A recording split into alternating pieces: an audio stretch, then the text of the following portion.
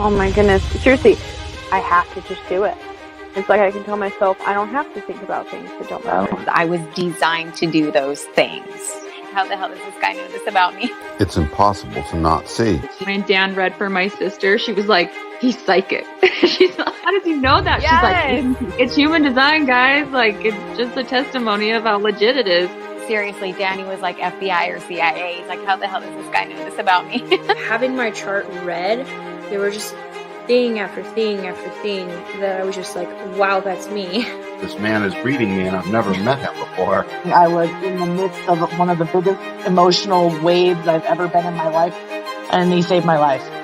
It seems like everybody has the same reaction. It's that aha moment, and they want to find out more. Hello, everybody. Welcome back to another episode of the Human Design Advantage podcast. My name is Jen, and decoding the matrix for us is Danny Guru. Jen, how are you? It's good to see you. It's good to see you too. I'm doing fantastic. How are you? I'm doing really well. I'm a little bit nervous. I've never done this live before. I can't wait. I know, I can tell. Yes, guys, today we are doing our very first live reading, mini reading that Dan's going to be going over, and I'm going to introduce our guest, Janelle, here in just a moment. But before we do dive in and get started, you know what to do. Make sure you like, subscribe, and follow to the show. Give us a thumbs up. And also, if you are somebody who is interested in coming on, and you can get a free mini live reading, if you want to dive in deeper, make sure to let us know. I'm going to pop up that link here in just a moment. Either drop a comment down below, send me a DM, send an email, go to the links. You guys know what to do.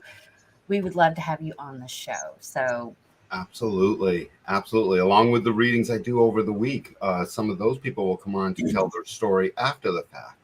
So some live, some after the fact is what I'm thinking. Yes.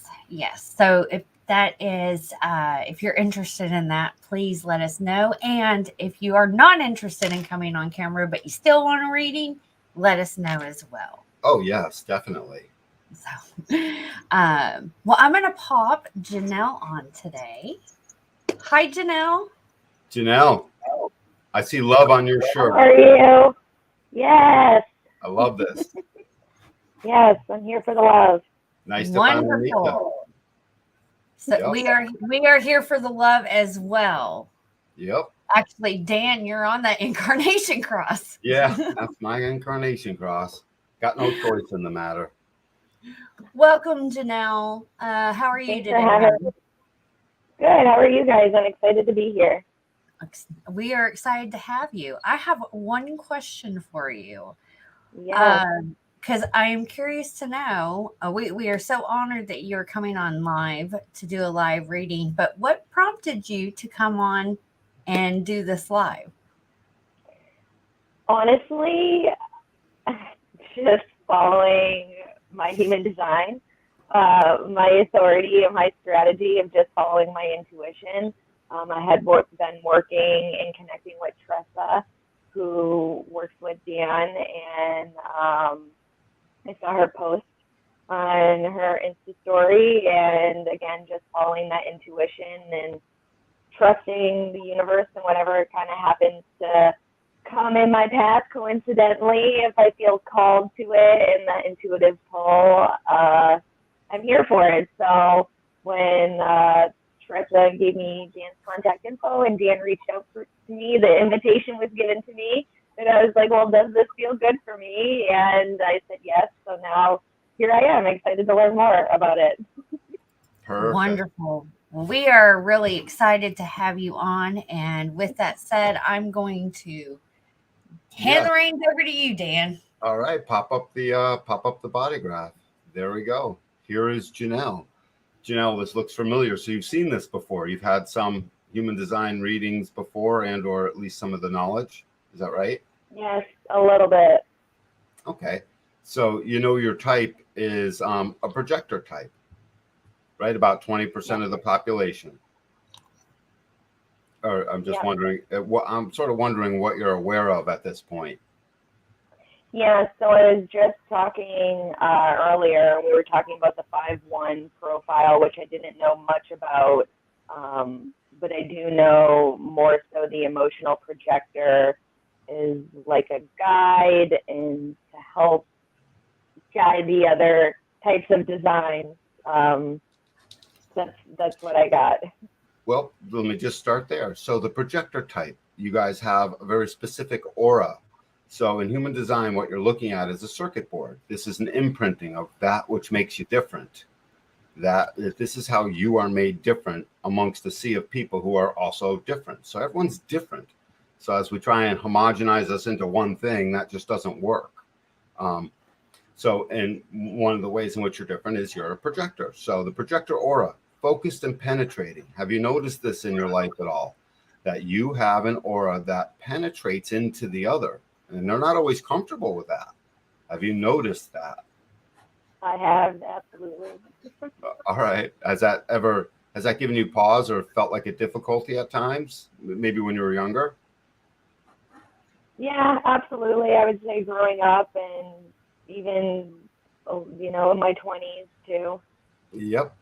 The other thing about a projector, so a couple just of the key things. So the projector has this, this is genetic. So this is your genome literally vibrating up to the surface to give us this imprinting that we see here, which is you. So it tells us the ways you're going to be, and it's genetic. It's not cosmic in nature. This is your genome talking. And part of what goes on inside of you, inside the mind of Janelle, is this existential question. Tell me if you recognize it. You think it's who am I? This is a question that burns at times, but really you're far more interested in who are you? Who is the other? And it's always one at a time. Who are you, the person you're looking at? So have you noticed this in your life, this conflict between, I can't seem to answer who am I, but I certainly am interested in who are you? Yeah, I just laugh because that's the story of my life. Yeah, well, very accurate. We're here to set you free. See, part of the reason for a reading, and one of the reasons, Janelle, after all this is over, I'll hit you up and we'll get on and do the other hour of this thing. You know what I'm saying? And get you through the whole of your body graph. But for right now, one of the big things that happens with a projector is they start trying to answer the question of who am I, and you're off the hook. That's not your actual existential being's question. So you have a body that keeps giving you a chemistry, and then we have a mind that keeps taking us away from our nature. And most people recognize that. The mind thinks it's the authority. It tries to tell us what to do, and we only get confused and angst driven, all of this. But in reality, our body is always giving us the chemistry. And one of these chemistries is a question, a mental question. Who are you? What are you all about? What's the deal? And in doing that, you sort of focus in on the other when you're talking to them. That's why the people who are right for you are the folks that want you to penetrate their aura. The folks that aren't right stand away. They look away. They pull back. They give you half answers. They don't speak freely. And you've seen many of these people in your life. Is that true? Yes, I have. I love the smile. Yeah. I'm striking a nerve. I just laugh because it's just very relatable and very accurate. And it's funny, if we were like taught these things growing up or in school, how different my world would be. It's just something to think about. Your relationships, everything, you know what I mean? Yes. So human design is really for children, Janelle. We adults are already conditioned, but we got to go through the adults to get to the kids, obviously. So, yeah. So yes, had you had this information, you would have known to be waiting for the invitation, another signature of the projector type. Waiting for the invitation sounds helpless. It sounds like, hey, I can't do anything. And some people don't like the sound of that. But have you noticed that when you don't wait and you interject yourself, what we call initiate, when you just initiate yourself into a thing, more than half the time you're not welcome, or the degree of welcomeness is like a courtesy amount. They're faking it, in other words. They're being polite, but you can feel, you can tell, you have an intuition that says they're not listening. And listening is so important to you. It's one of your channels, the listener. The people who are right for you, they invite you through something we call recognition. So every type has something that empowers them, truly actually empowers their physical body to go and do stuff. You ever notice when you're like totally down and blue and nothing seems right, you can't contribute what you want, you're not in control of enough, there's nothing new under the sun, basically all these feelings, nothing worth fighting for, you can't tell. You start to just get blue. I'm keynoting your gates of melancholy, by the way. You just sort of start to, you sort of start to get blue, and you don't know what's actually going to come next. And it's in those moments that the most creative stuff happens. And when people recognize you, they re-empower you out of that state, and you take yourself out of that state. It's this act of another recognizing you actually empowers your form to be healthy. So think of the people in your life right now that, you don't have to name anyone, by the way, LOL. But think of the people in your life that don't feel empowering. Usually when I first talk to a projector, I find that more people feel disempowering than friends and companions that feel actually empowering to you. Does that about accurate with you, or how? Yeah, I would say as I've gotten older, I've been figuring it out more so and waiting for that invitation more so than interjecting myself. I've learned a lot of lessons lately. Yeah. Now that I've had some more information on my human design and knowing to wait for that invitation, like you said, it almost feels like you're powerless or helpless, but I know it's just a very big lesson on patience. It following my human design. Well, what's the reward for patience? I always ask people, what's the reward for patience? And I'll answer that for you. The reward is patience. So that you learn to be patient. We all are being patient, by the way. Everyone has to be patient. Manifestor has to wait, because even though they can go do stuff, they don't always know what to do. Everyone is waiting. So what humanity hasn't quite gotten used to yet is the fact that our waiting is an actual active state of awareness. As we wait, we are actively aware. It's a busy, ready state. And it's not like you don't go clean the dishes, and you don't go to the supermarket, and you don't go read your book, and you don't go figure out the next thing or answer a post. Or it's not like you're not doing. What you're waiting on is the recognition of the other. So look at invitation as if it is not just a formal invitation, as if it's just the act of another recognizing you. So everybody recognizes this feeling when somebody comes up to you and says, "Hey, I love you." Suddenly we feel warm. That makes us feel good. There's a reason for that. It's because the other's love empowers us. Now you've got that going on in spades. So recognition becomes your juice. Wait to identify the recognition and watch everything in your life start to change.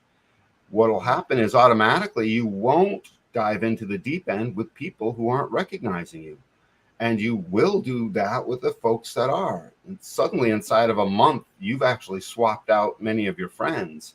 Inside of a few months, you've got a whole new clique, and or the right clique, we'll call it, of people that actually, recognize you for what you are. Third thing with a projector is this very important to recognize. A projector has this binary. They have on one side a signature way that actually makes their body healthy. And it's the feeling of success, victory. I'm doing it. Like you put yourself out there when you weren't gonna in the first place. That's a huge success. Maybe you were quiet for a little while and then finally you start speaking about something. Success, okay? Because you have something that you remember that you go to say. The other side of that is bitterness, and anything dealing with that you can keynote as bitterness, whatever word you want to insert there. It can sometimes turn spiteful, angry, dejected. Its bitterness encompasses all of it. And it's a chemistry. It's not bad. People think that this is a bad thing. It's a road sign. It's your signpost. So do you recognize this flavor of a chemistry in you that sort of seethes every once in a while? It gets seethingly hot with bitterness. It wants to say, go pound sand. It wants to tell the other to go F off. Sometimes. Do you recognize that? Very much so. Yes, I have a little fire inside of me, you could say. Yeah. That when it doesn't feel right, like you said, I want to go say F off. But again, like you said, it's like a signpost, and I need to continue to be aware of that signpost. And obviously, that person or that situation is not for me right now if I'm feeling that anger and that. Right. So right. I'm continuing to recognize that. Well, the bitterness takes away your success. There's no success in union with the other if they're not recognizing you. What it leads to is times when you're in the wrong place, you feeling like a wallflower. How come nobody's recognizing me? So there have been times when, as soon as that happens, now you get to know that this place isn't for me. Don't like it. No good. You've got to define spleen in here. So, I mean, that you automatically know in the moment what's true for you. Your identity knows in the moment that which is true. It's just a thing, and you can't help it. So this binary, get used to it. When you feel the chemistry of bitterness, start to recognize, oh, that's who I'm not. I'm into something that I'm not, meaning that's not for me. That's not my way. And just recognize it as a chemistry, and no different than any other. I mean, I'm talking to two women here. You all know about chemistry. Never met a woman that didn't understand that there's a lot of chemistry going on in a woman. So look at this. Yes. Right. Look, I mean, you guys give birth, for God's sakes. You have cycles, all these things. So look at it as if, look at it very scientifically. Oh, there's my chemistry. At first, the not self mind, which likes to be bitter and is bitter, tries to get involved and tell you and say things that make you think that maybe that's not it. But as soon as you feel that chemistry, you can be assured that's not you. That's basically who you are not. And you're to experiment with that. Experiment with the recognition of this feels good. I feel like I'm on the right path. I'm moving in the right direction. So this is the projector type. Who are you is this question. So you can quit asking yourself, who am I? The difference between success and feeling like crap, basically, feeling a little bit bitter at the thing, this chemistry. Watch this binary go back and forth so that you can witness one is you and one is who you're not, leading you back to who you are. Start to recognize it's not the other guy's fault. They're not aware. They're helpless, and they're blameless. It's truly not their fault, even if they're a jerk, by the way. Even if they're an actual jerk, it's still actually not their fault. They can't help it. They're caught up in the matrix and they're acting out who they're not. So a technique that many projectors can get behind, I've seen before, is to feel pity. It's like if they're being a jerk, that's them. They're actually being a jerk to themselves inside, and you can almost pity that. So before I go any further, do you have any questions, or was there a specific question on your body graph you wanted to ask? I don't have any specific questions right now. Let's go into some of this definition. Let's go into what these colored in centers are. So on the far left, you have a defined spleen. In the center, you have that yellow diamond, which is the G center, the home of our identity, that which puts our love in a direction. This is humanity's identity. When our love is moving in the right direction, we feel identified. And then you have this throat center that clearly can speak. And what the voice of this throat says, because it's unconscious in you, it comes out of nowhere. It's got a voice that's always saying, I remember. And it's always putting together the past to make sense and tell a story out of what was in the past. And it's always wanting to share that. It's this red channel that goes from gate 13 to 33 on your body graph. It's the red channel that goes from the yellow diamond up to the brown throat center. Yeah. because both 13 and 33 are defined. That makes the whole channel. It's the channel of the prodigal. And gate 13 is the listener. It's literally our role and interaction with others as a listener. People are always coming to you to tell you their stuff. That hit home, didn't it? Yeah, it's so accurate. The 13, maybe that, I mean, my number's always been 13, so I just think that's funny. And the listener, I mean, this is all very accurate. Well, lucky number 13 for you is good, because as the listener, it gives you all the opportunities you're going to have to recognize whether or not you're being recognized. I mean, this is your new skill. This is the experiment. Start to recognize when you're being recognized and when you're not being recognized. So that's the channel of the prodigal. It's always accruing the stored history of humanity, waiting for the right time to explain it all, to basically tell the story. You're the one who unconsciously always is sort of organizing your pictures, making sure you have your story straight, making sure you're putting pretty things in a pretty place so that when you go back to remember it later, it looks how you want it to look. Do these sound like familiar characteristics in your life? Yes. Yes, 110% accurate. Okay, well, you're designed to be that way. See, that's the thing. Human beings, we're really smart, man. We do much of what we're designed to be. We are basically how we are designed. But until we had names for this stuff, we couldn't really be certain about any of it. We couldn't be fully certain. So we always think we're messed up somewhere along the way. I don't have enough of this. I don't have enough of that, whatever it is, without recognizing, oh, I'm exactly as I'm designed. Then you have this gate 57 up to gate 10, the black channel that goes from the brown spleen, the triangle on the left, up to gate 10. And this is an integration channel. It guarantees your survival. You ever notice you always survive? You always survive the conversation. You always survive the situation. You always know when to get out of Dodge. Almost always. Not quite always, but almost always you know when to exit. This is called the channel of the perfected form. And what it does is it applies incredible judgment and intuition.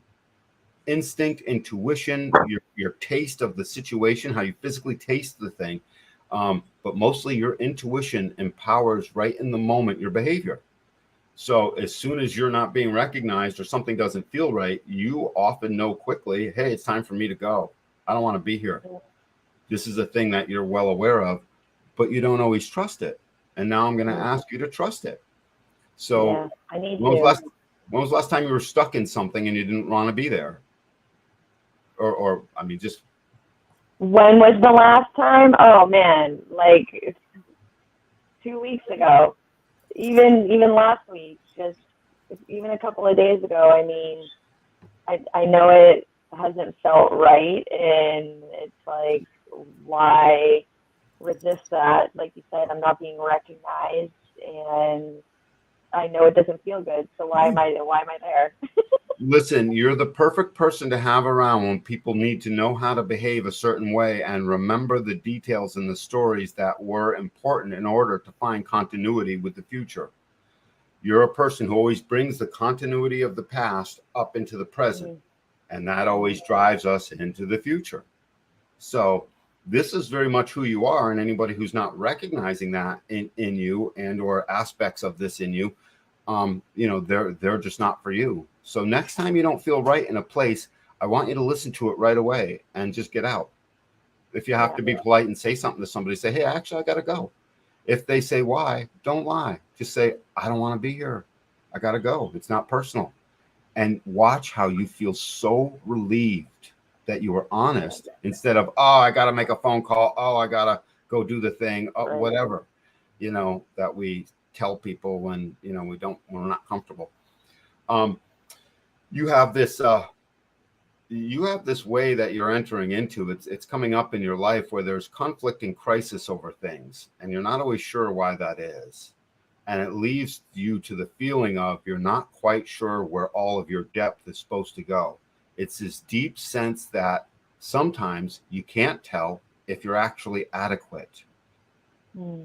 Have you had this as a mental trip inside your head? Yeah, very much so recently. Yeah, as soon as you don't do the thing that you intuitively know you want to do, now that's your behavior. So as soon as your physical behavior doesn't act out the thing that you intuitively know for yourself in that moment, you start to wonder about your own adequacy with that thing. And then 10 minutes later, you find yourself doing it. Let's say it's going on a live stream or making a broadcast or telling somebody something. As soon as you do it, suddenly all of that goes away. So Right, just do the thing. it's always on one side. It's always beforehand because everything feels like a crisis before you do it. Have you noticed this feeling of just crisis before you do the thing? 100%. Yep. I Yep. always call myself a master procrastinator or a master self-sabotager.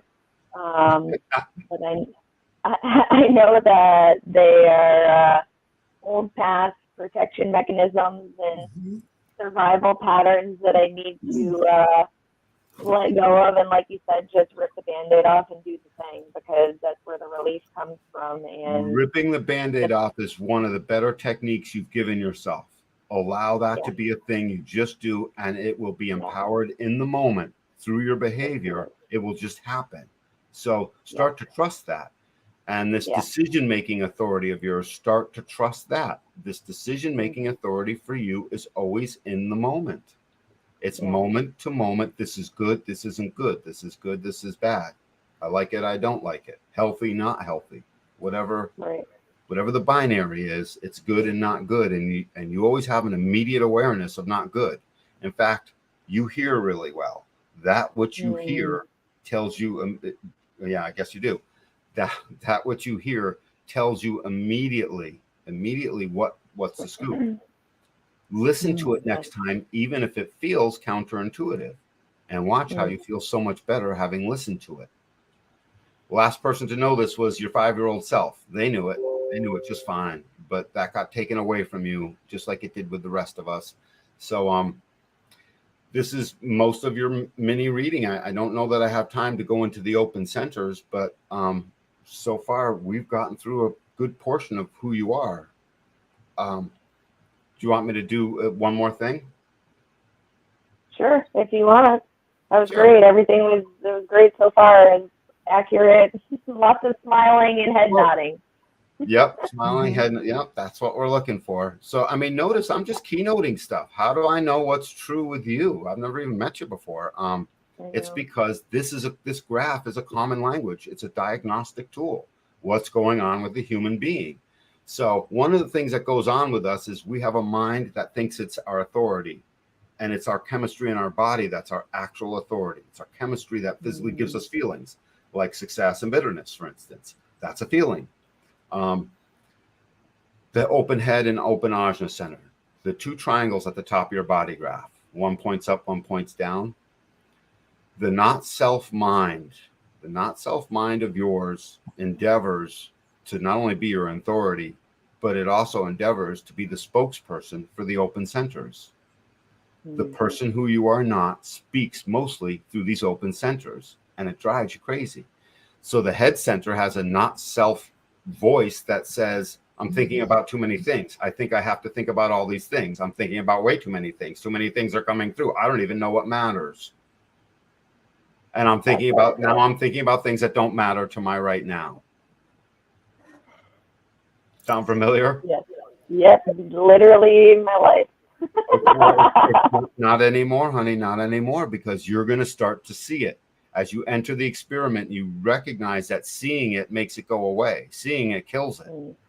Seeing it kills it. You don't have to do any calisthenics, and you don't have to do any special mantras. You just experiment with witnessing, oh my God, I thought about a flood of things. If you have an open head center, you're not here to fixate on any one thing. You're here letting it all go through. The mystery will solve itself. And the open ajna, the triangle pointing down, it's all about certainty. The not self voice of that is, how come you're not certain? Pretend you're certain. Make sure you're certain. Fake other people out that you're certain. Tell yourself you're certain. Pretend you're certain when you know you're not certain. Concern yourself with certainty. Be afraid if you're not certain. Feel the darkening of the light of your ideas, that nothing is coming out and there's darkness as it relates to your ideas because you can't be certain. This is a thing. I'm keynoting that red gate in your body graph. When I add these two centers up, I keynote them as follows: thinking about things that don't matter and concerning yourself with the certainty you don't have about all of that. So again, I'm diagnosing basically what other people would call a mental thing. It's not. It's just a not self. Start to recognize certainty is not your thing. You don't have to be certain. You have a perfect form with a perfected form and the channel of the prodigal that loves to contribute its depth. You always attract society. You're always a general. People are always talking to you anyways and telling you their secrets. So that's your perfected form. It knows what to do as an instinctual hit in the moment. Certainty is not required. I've got news for you. Nobody's certain anyways. Nobody is certain. I guess 2 + 2 is 4. We can all agree on that for relative certainty. But somewhere in the known universe in the future, that may not even hold true. We don't know. We're not certain. So as you think about too many things, recognize only one of them matters, not the 250 that are going through. And the one that matters is still not something you need to be certain about. You're open to what certainty sounds like. You've got this powerful right ear. You are open to what certainty sounds like. Therefore, you don't need to be certain. You'll hear it. And then you'll know. So we'll go through the rest of this body graph later. I'll hit you up with a text. Awesome. And maybe are you later available? Oh, I think I have one later tonight, but we might be able to get to it tonight or tomorrow. Okay, cool. Awesome.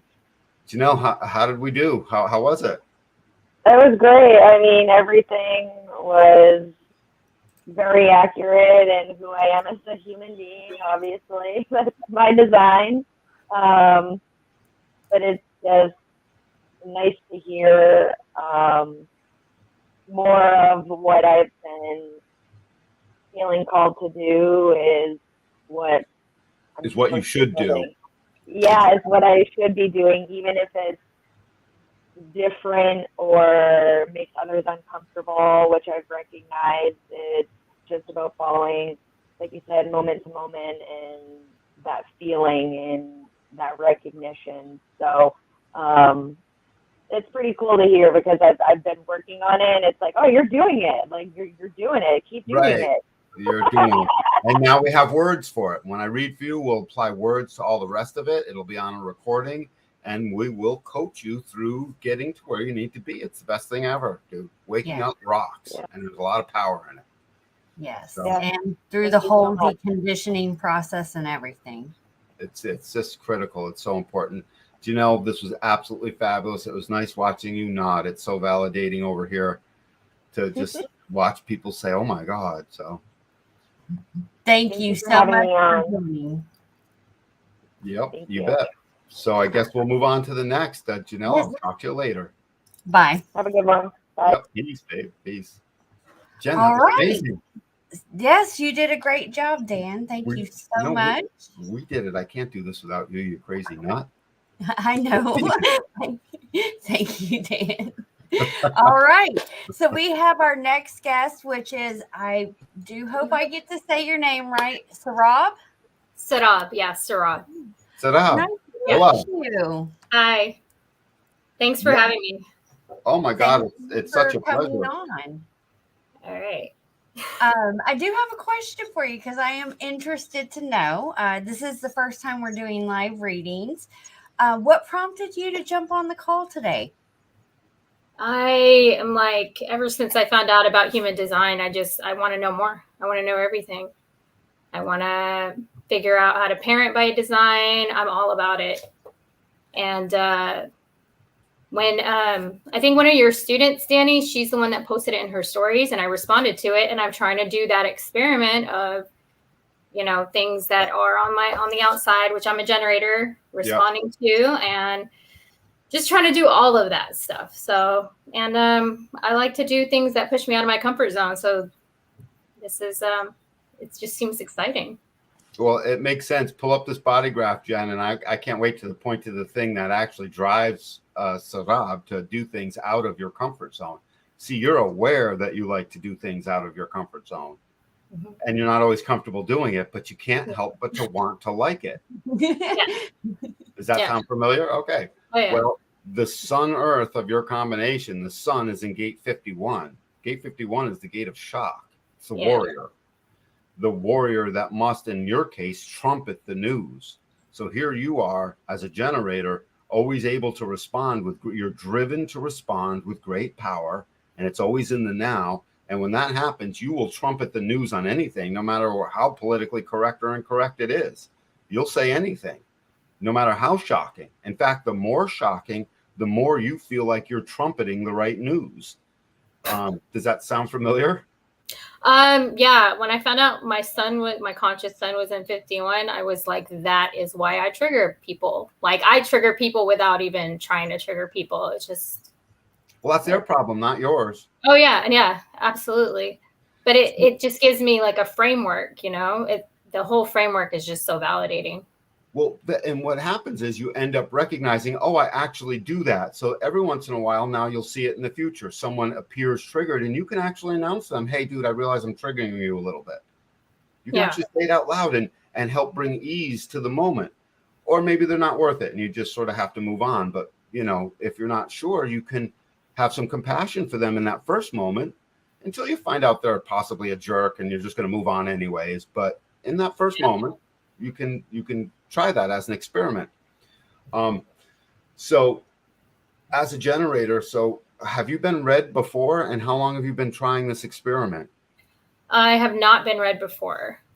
I've been kind of just studying it for a year now, probably on my own. So this generative aura, let's just talk about a few things on this generator aura. It's open and enveloping. The generator's aura is enormous. It's open and enveloping. It literally takes everything in. It can't discern. It doesn't keep anything out. Nothing.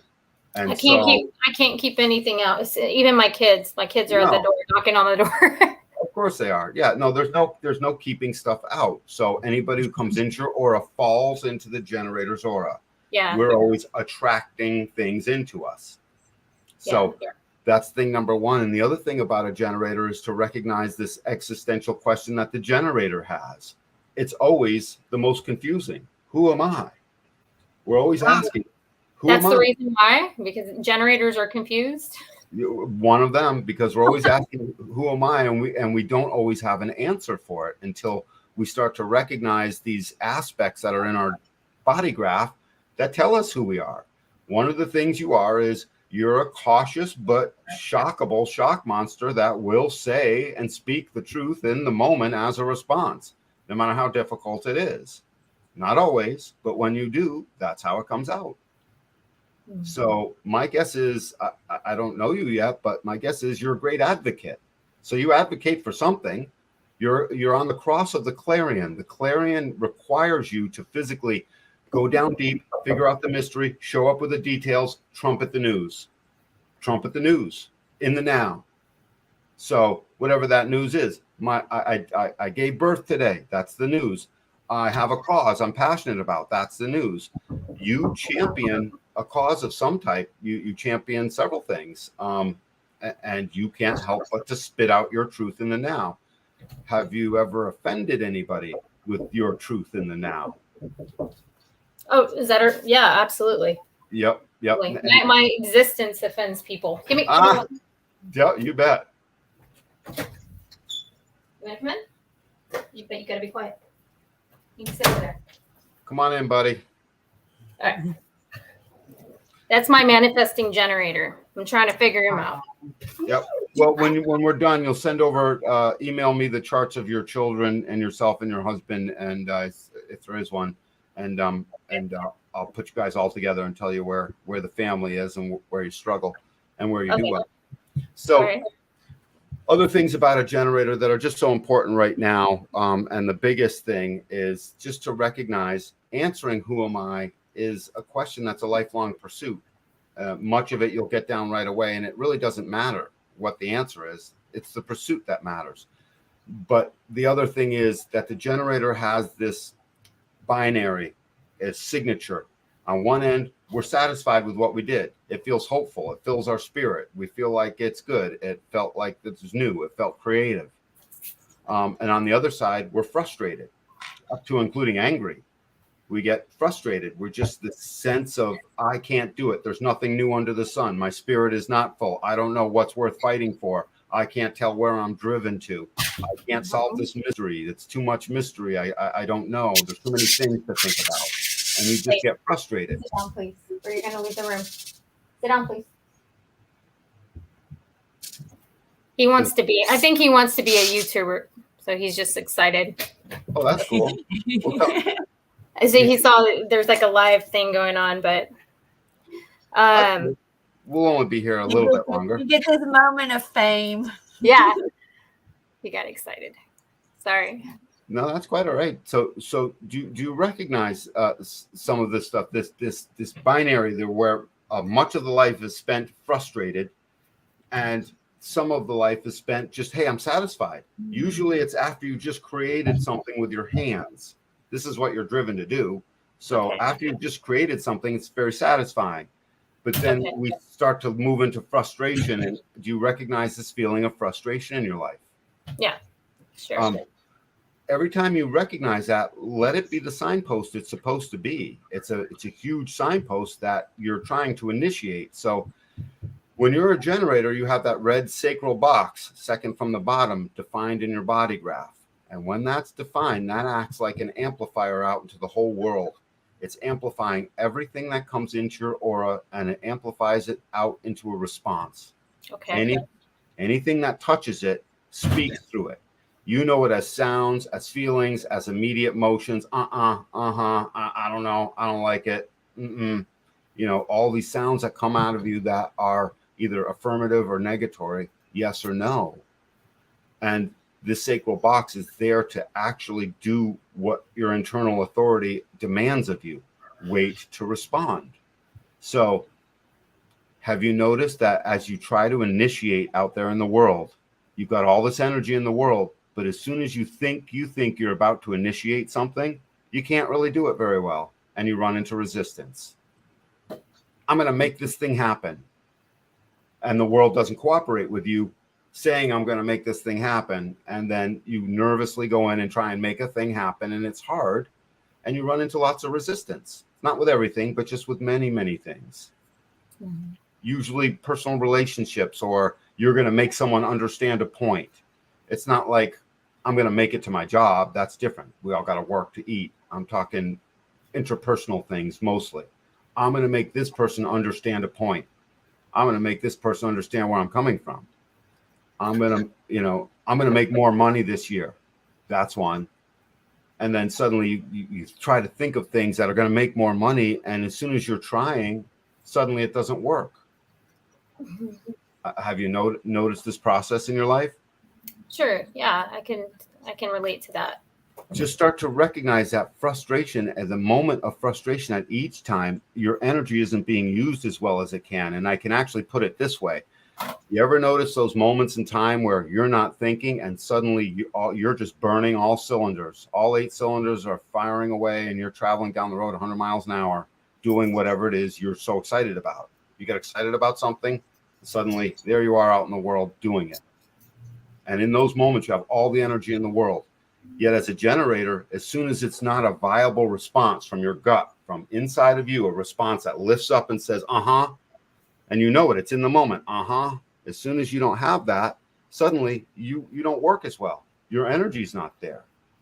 People hijack your energy all the time. In fact, they get you to do things that you don't want to do, and suddenly your energy's not there. You don't do well at it. You just do medium work, enough to get by. Okay.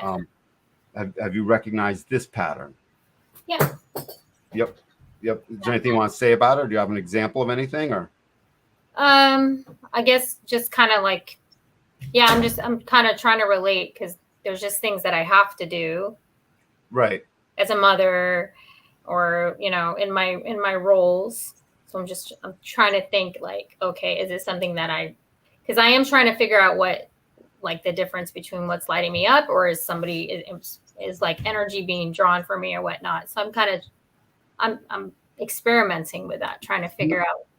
Keep experimenting. What have you noticed with this responsive nature of yours? If you've been looking into human design for a year, then you've been trying to make sense of what does it mean to respond, to wait to respond. Are you still making sense, trying to make sense of that? Yes. Just with getting clear with things. Yeah. Watch your children. Your children will show you what it's like to respond.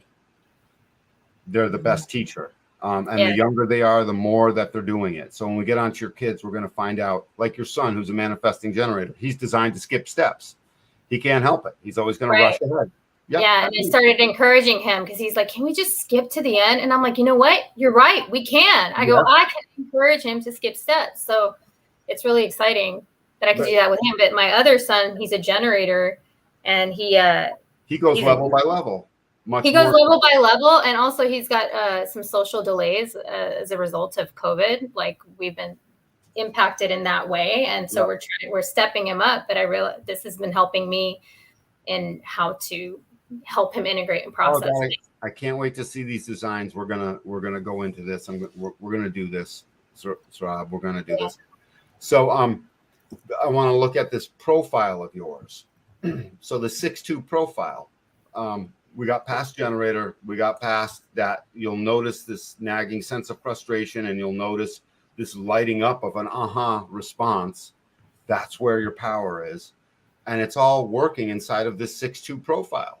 So this 6th line, I forgot what your birth date was. What, April 10th. April 10th, 82. Gotcha. 82. Yeah, so you're just approaching 40. Okay. I just hit 40 this year. Right. So that means you're okay. So then you've recognized that the first 30 years of your life was loaded with lots of trial and error. You tried this. Big time. Yep. Big time. I completely identify with that. I was like, I went through my Saturn return, all that stuff. Yep.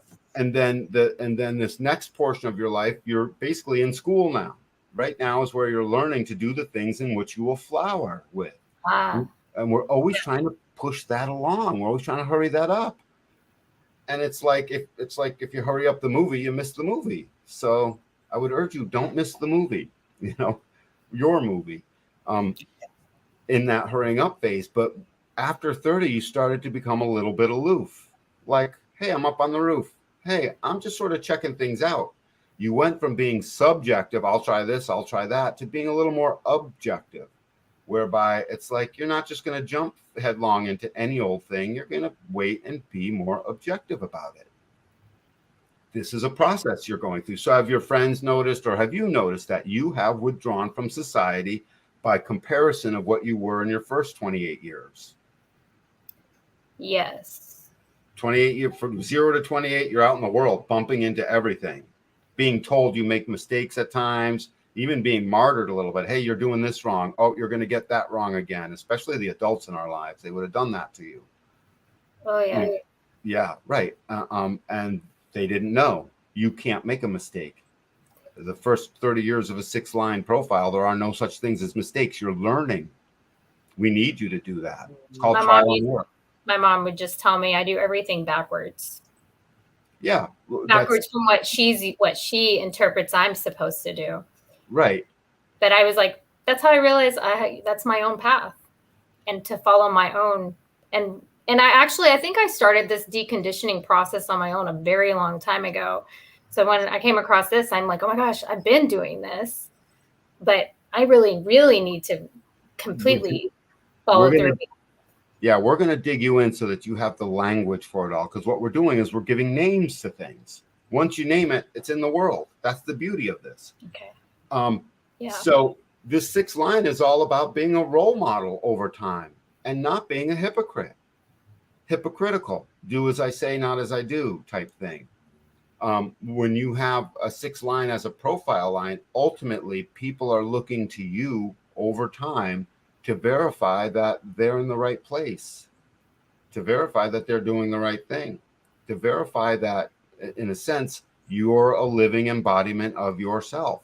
That's what being a role model is. So hypocrisy will chase you down through the gates of hell if you allow that to enter into your life. Any kind of hypocrisy, you will get called out for. They will start to call you out for it. And I don't want to see that happen. It's easy to happen. And it's just all about hypocrisy. So where do you see that? How can I? Well, it's start with mundane things, very, very mundane things. I mean, it's easy to be a hypocrite where somebody says, oh, don't hang out with that person, they're a jerk, and then you go hang out with that person. Okay. Yeah. Okay. I tend to be really objective with things like that. And I think that pisses some people off, which I don't care. But I mean, I try to remain objective. That's the stage you're in now, from subjective into objectiveness. Oh, okay. That is literally, that's literally leading you into this role model stage of yours where you won't have to worry so much about hypocrisy. I'm only bringing it up because Jen and I have done so many world leaders, and we've seen so many 6 lines, and they're all freaking hypocrites. Are they really? Oh yeah, they're all hypocrites. They're the worst. Well, that and we had I think it was the other day, and it's a self-realization that I am having, is that hypocrisy, it's so it's on a small level and on a big level, but a lot of people do it without even consciously knowing that they're doing, because just what Dan said, a lot of us grew up with the phrase, do as I say, not as I do. So yeah, we've been seeing it a lot play out within the collective, a lot, on a small scale and on a big scale. But it is important. Like, I feel like it is important to have that kind of awareness in the front, because I'm constantly asking, am I a hypocrite, and where am I hypocritical? Well, I mean, here you are. You're a clarion. You're on the cross. Is that right? Do I have you're on the cross of the clarion. Just like our last one, I think was, no, that wasn't the last one. So you're on the cross of the clarion. What the clarion is here to do is shockingly give the news. Whatever you find out, do you notice that you're called to tell other people about it? Have you noticed this? Yeah, somewhat. So, yeah. Well, this is your second line. That 6-2 profile has the second line, which is on the red hand side of the body graph, where you see all that red information. That's the hermit. So it's a role model hermit is this profile of yours. And this second line, the sun earth, is the natural who will naturally beguile the forces as she collects the details that solve the mystery and penetrate into the future with it. You're always penetrating into the future with power to solve the mystery that you're willing to basically back up with details and then trumpet that news, spill that story, tell it out loud. This is one of your greatest creative expressions. I figured this stuff out. I'm telling the story. Don't try to stop me. Don't stop me from telling my story. Actually, that's really funny. And there's certain people that, like, I will channel that information to when I'm talking, like certain people who are completely open to me.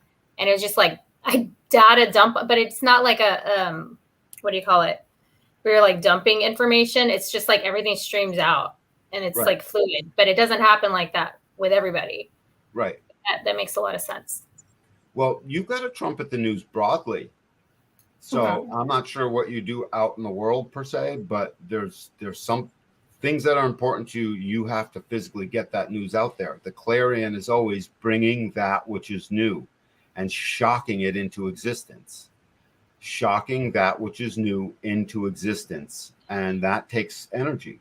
So as a generator, you're here to sustain with your energy all day long until you're tired enough to go to sleep. So on any of those nights where you have sleepless nights and you can't sleep enough, or you're not going to sleep, you haven't run out your energy. Oh, okay.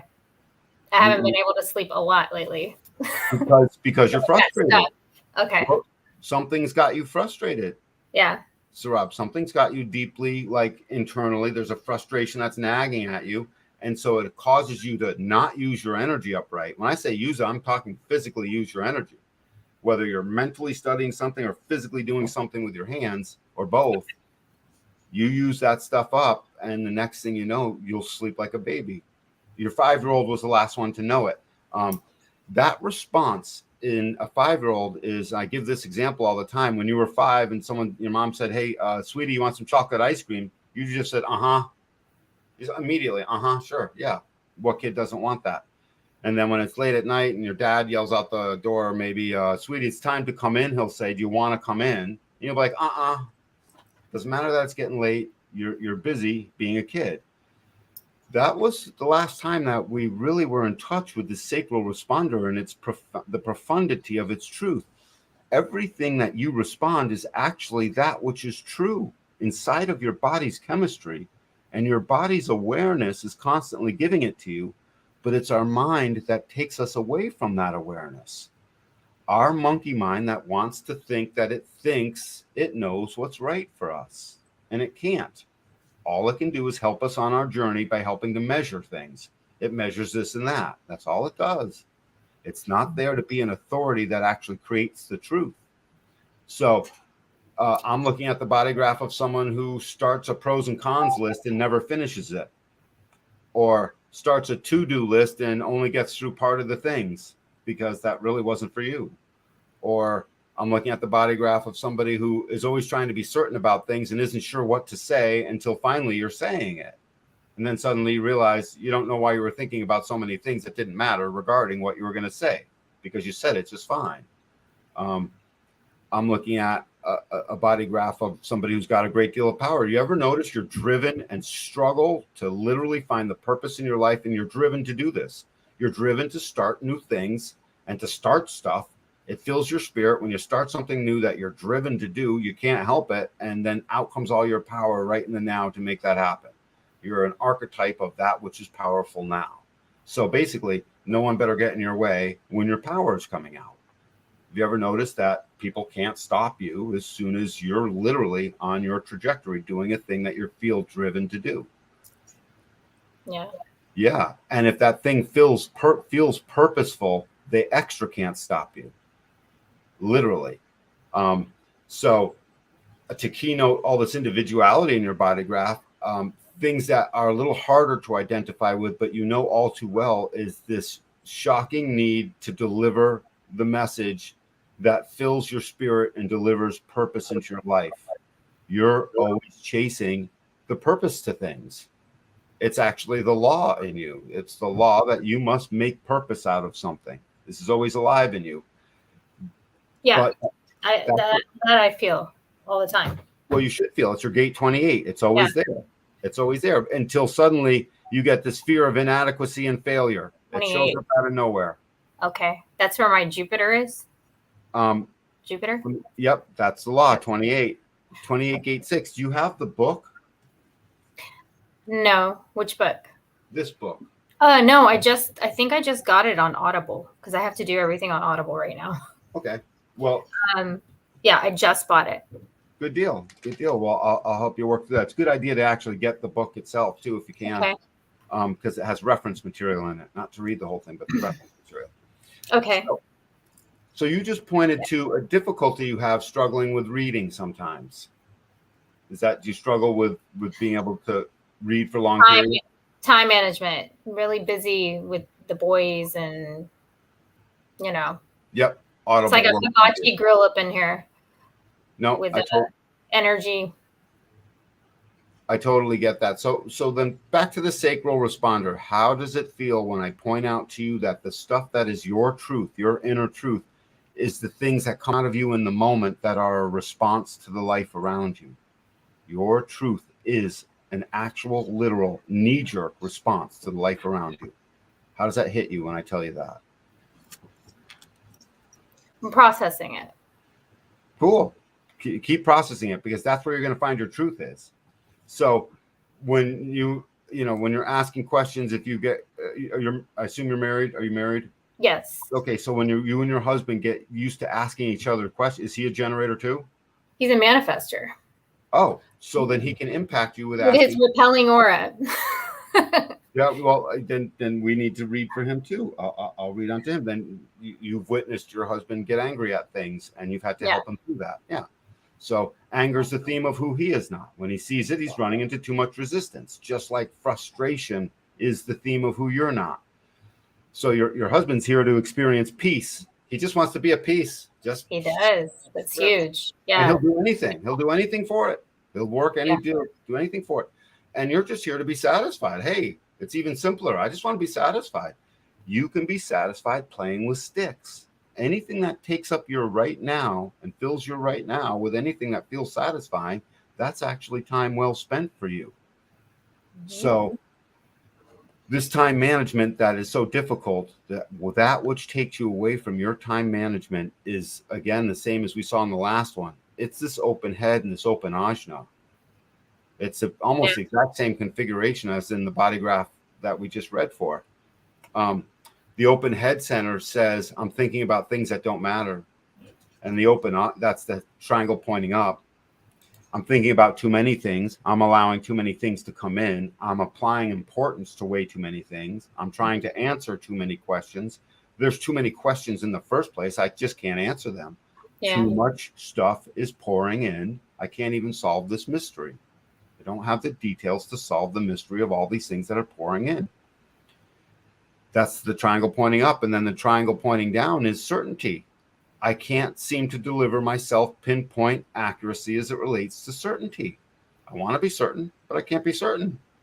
I find myself troubling myself with the certainty I don't have. And you put it together and you're thinking about way too many things, most of which don't matter.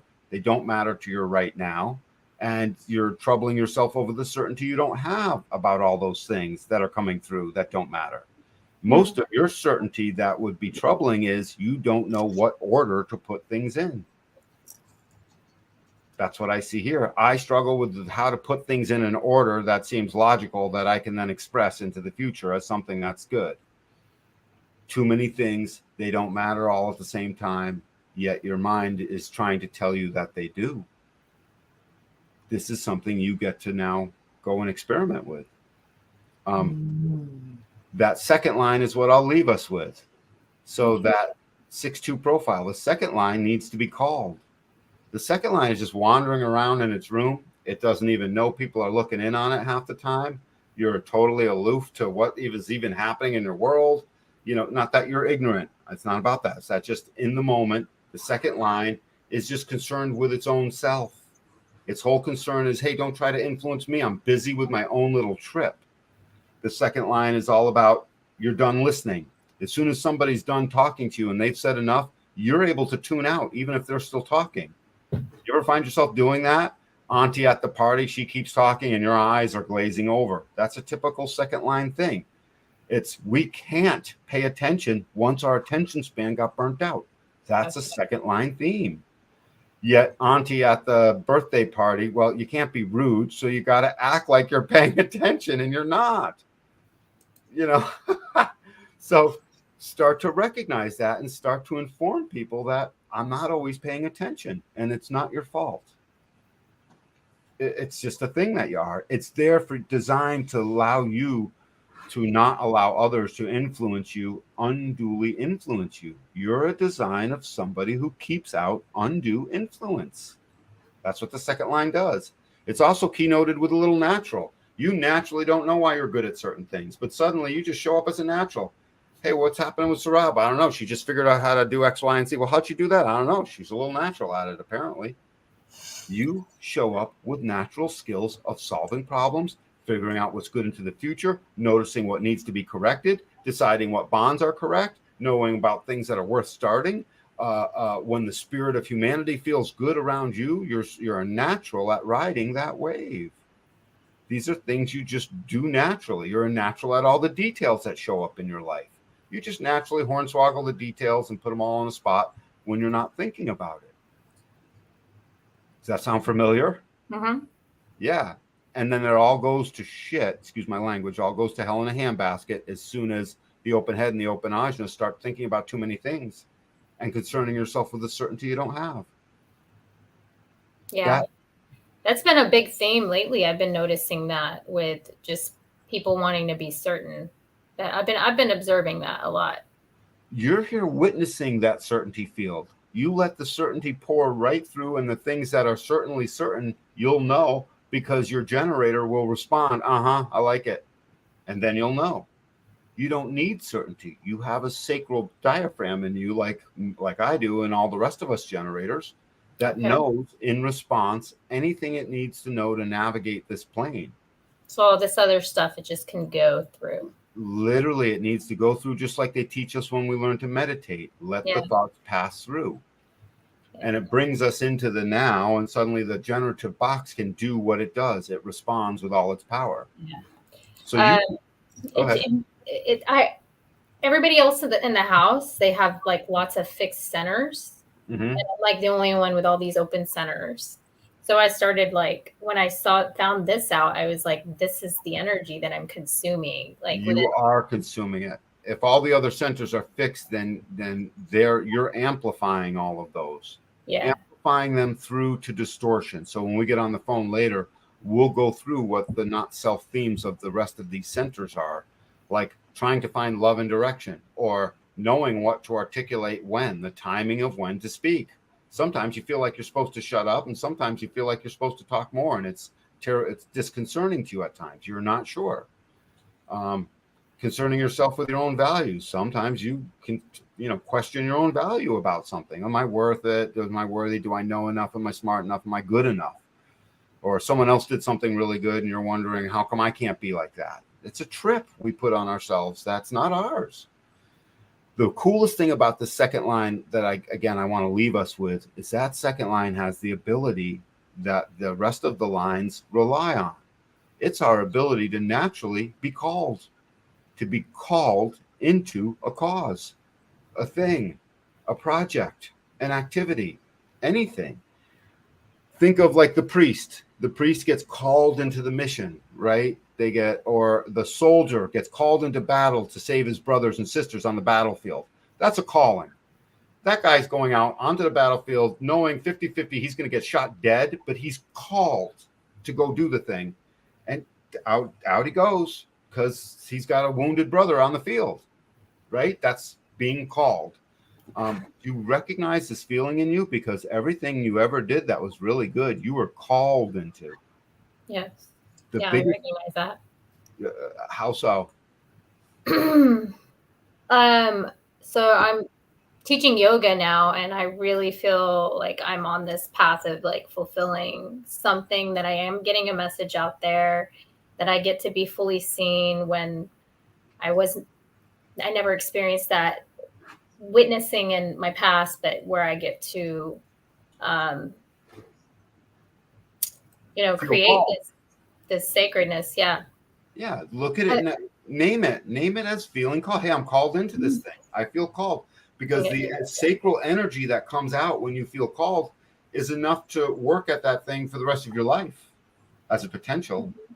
That calling is so special and so important that it's these creatures that have these second lines. They're these unstoppable little freight trains. If they're called, you can't stop them. They're called. Try to tell the priest to disavow God. You can't do it.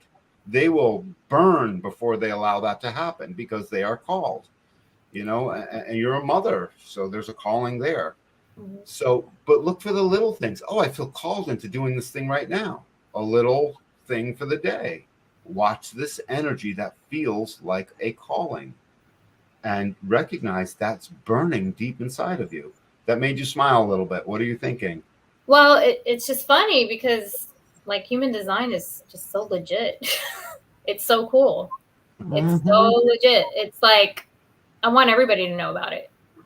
Yeah, I want everybody to know that like they can realize this thing within themselves, all the things they're feeling. Thank you. That like it could be witnessed, and that it's like it's like real. You have the circuitry for it. The things that you feel like you need to honor that, and you need to follow through with it. Every design is perfect. That's the thing. Yeah, I saw my design and I was like, that looks pretty boring. And then as I got into it and when I understood the wisdom of the open centers, and then I'm like, oh my gosh, this is so cool. Everybody is unique and perfect and has a purpose. And like, how much can I figure out? And how far can I get with this? Literally. And it all starts with strategy and authority. I mean, literally, because that's our interface with our body's chemistry. So what we didn't know in the past was that our chemistry is giving us our truth, not our mind. Yeah. Well, we said, think it through. Make sure you think it through. Yeah, until we get all these traumas, things that bucked up against us. But those were, I guess, the learning experiences that we needed to shore up to whatever. I mean, I think that this came to me at the perfect time. I wish I knew about it 8 years ago. Sure. Yeah. Because I would have had mapped my kids out beforehand and all that stuff. Now I'm like, okay, it's We'll all get to your kids. So make sure you email me. I'll text you my email address if I have. You have it. I emailed you something. So just reply with your business charts, please. Yeah. Let's get right on that. It's all exciting.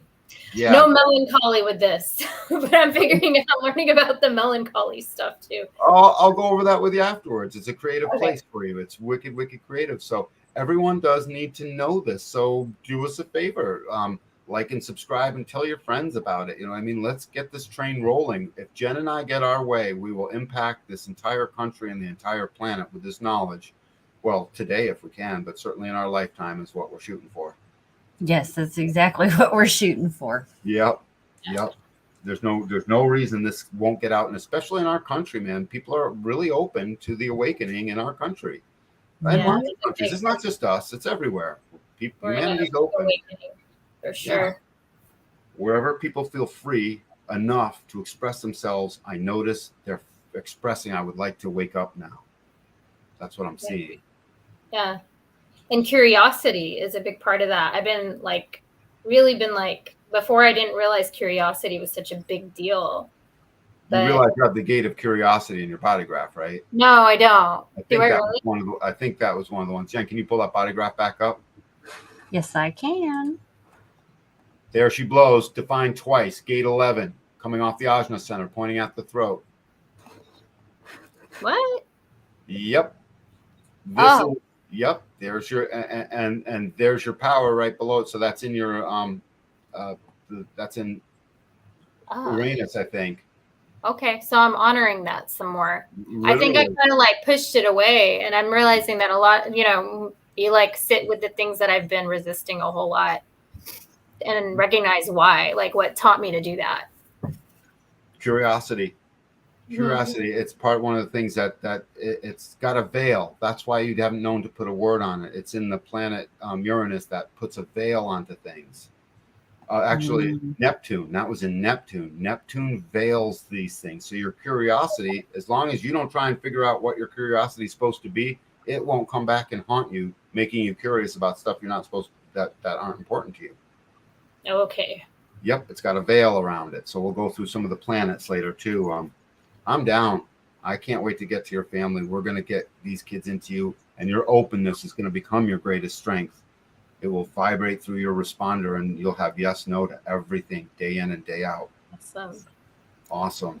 Beautiful. Thank you so much for joining us. Thanks for having me. This has been great. I really enjoyed today's episodes. I think we impacted really well, Dan, today. I can never tell. I'm a natural like you, Rob. I don't know. Oh, okay. You got the 2?